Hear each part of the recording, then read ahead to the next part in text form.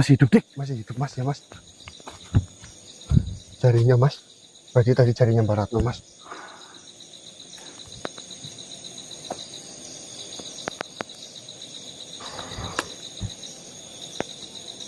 Ayo cepet-cepet deh. Dicek dulu. Dicek sih, Mas. Buang energinya nanti kita bawa pergi. Mana sih?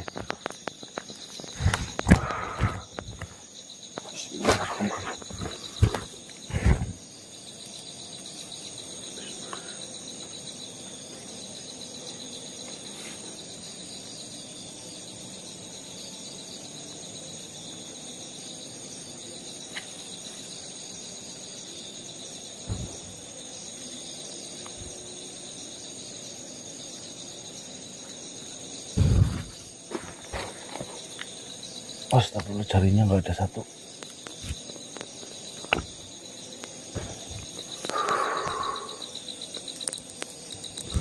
Tunggu, Diknya ngulit kodong di situ. Apa orang pilihan gendong baik dari tempat ini pindah? Cari bikin tanduk gunung kayak gini, ada organ-organnya. Luka gimana, Mas? Soalnya kita tidak tahu loh dalemannya loh, Mas. Astagfirullah, ya Allah. Apa telepon lagi ya, Dik? Harus lurai. Coba bisa nyambung apa ora?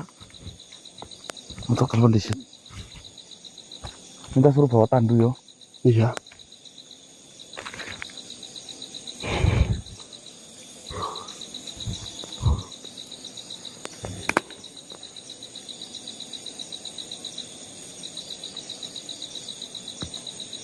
Suara nyelendol, Dik. Astagfirullah. Ya wis lah, cara apa iki gotong bae lah. Ayo gotong bae yo. Yuk. Iya, Gotong. gendong gue. Bismillahirrahmanirrahim.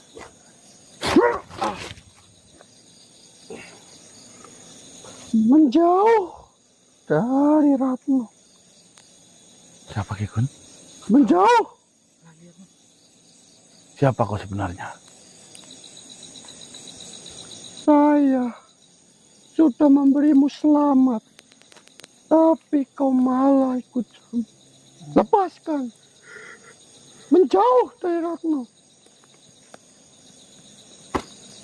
Jika kalian semua menginginkan selamat, kalian tidak usah ikut campur urusan saya. Saya dan rombongan saya itu tidak ada urusan dengan kalian.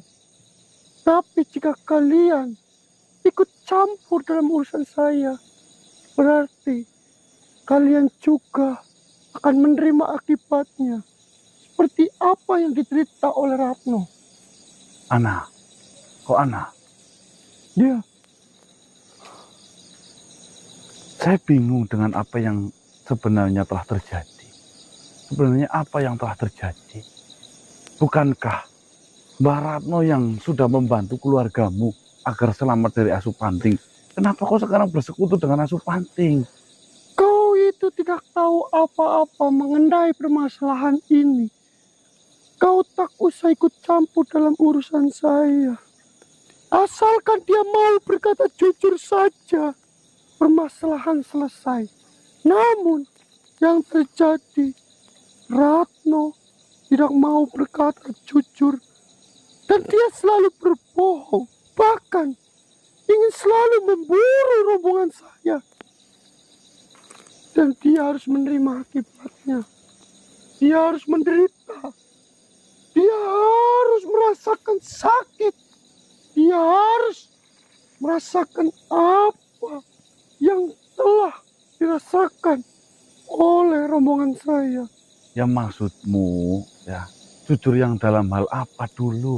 Kami benar-benar bingung dengan cerita yang kami dapatkan. Nih, coba ya, konfirmasi cerita yang saya ceritakan benar atau tidak. Kau dan ayahmu pulang menuju ke desa Jimbing Tali. Di jalan kau kecelakaan menabrak rombongan dari Asupanting, anak dari Raja Asupanting. setelah itu karena ketidakterimaan, rombongan asuh panting menyerang keluargamu. Dan tiba-tiba kau bersekutu dengan asuh panting. Kita bingung apa yang sebenarnya terjadi, Ana. Terus apa kaitannya Ratno? Ratno kan berusaha melindungi keluargamu. Kok jadi dia juga harus mati? Memang, secara garis besar, apa yang kau ceritakan itu tidak salah. Namun, yang sebenarnya terjadi bukan seperti apa yang telah kalian ceritakan. Satu-satunya makhluk kecil yang selamat dari pembantaian waktu itu. Ya maksudnya coba sambungkan cerita agar saya itu nalar. Yang kau ceritakan pada saat kepulangan saya di dalam perjalanan menuju desa Kimbing Tali, ayah saya secara tidak sengaja menabrak anak dari Raja Supanting. Lalu? Karena pada saat itu ayah saya merasa ketakutan. Dia berpikir telah menabrak orang, telah berpikir menabrak manusia. Akhirnya saya dan ayah saya turun. Dan saya terkejut melihat ada binatang yang tergeletak dalam kondisi yang sekarat karena ditabrak oleh ayah saya. Saya berusaha menyelamatkan hewan itu. Namun, ayah saya menghalangi saya. Dan dia berkata, "Mundur, putriku, karena takutnya dia adalah hewan buas yang berbahaya." Saya memaksa dan saya berusaha memegang hewan itu. Namun ayah kembali menarik saya untuk mundur ke belakang dan ayah saya mengambil sebilah kayu untuk memukuli Asupanting ataupun anak dari Raja Supanting itu. Dikiranya anak dari Asupanting itu sudah tewas. Ayah saya membawanya dan mengangkatnya masuk ke dalam mobil Ya, kendaraan yang kami gunakan. lalu Membawanya ke rumah. Namun secara tidak sadar, pada waktu itu kondisi saya sedanglah merasakan sakit. Kondisi saya dalam kondisi yang sangat terburuk. Luka di sekujur tubuh. Terdapat bintik-bintik yang menyeramkan. gatel. Benar sekali. Secara tidak sadar, penyakit yang saya derita sembuh. Pandangan saya yang melihat tidak jelas. Setelah saya sampai di rumah, saya dapat melihat dengan jelas dan saya menjadi cantik. Dengan kejadian itu, saya berusaha untuk datang kembali ke mobil dan berusaha menyelamatkan anak dari Raja Asupanting itu. Namun, secara tidak terduga, Asupanting itu bangkit. Asupanting itu mengamuk. Asupanting itu marah. Dia hampir saja menghancurkan kendaraan ayah saya. Dan di kejadian itu, paman saya, Paman Mirmoyo,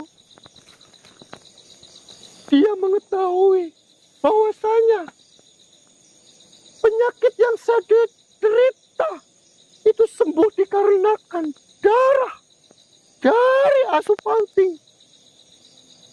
Maka pada saat itu paman saya yang sedang terkena penyakit ganas, tumor otak yang begitu ganasnya dan bahkan mungkin kematiannya sudah dekat.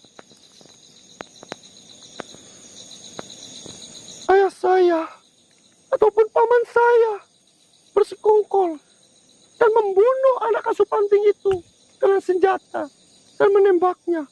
Dengan Lalu, harapan paman saya mengambil darah dari anak asuh Banting itu, lalu meminumnya. Dan akhirnya, paman saya sembuh dari sakit. Tumor itu hilang. Dan paman saya memiliki pemikiran untuk mengambil semua darah dari anak asuh Banting itu dan membawa asuh Banting itu masuk ke dalam gudang dan mengambil semua darahnya, diletakkan di sebuah wadah yang akan dijadikan untuk obat. untuk dijual nantinya. Benar sekali.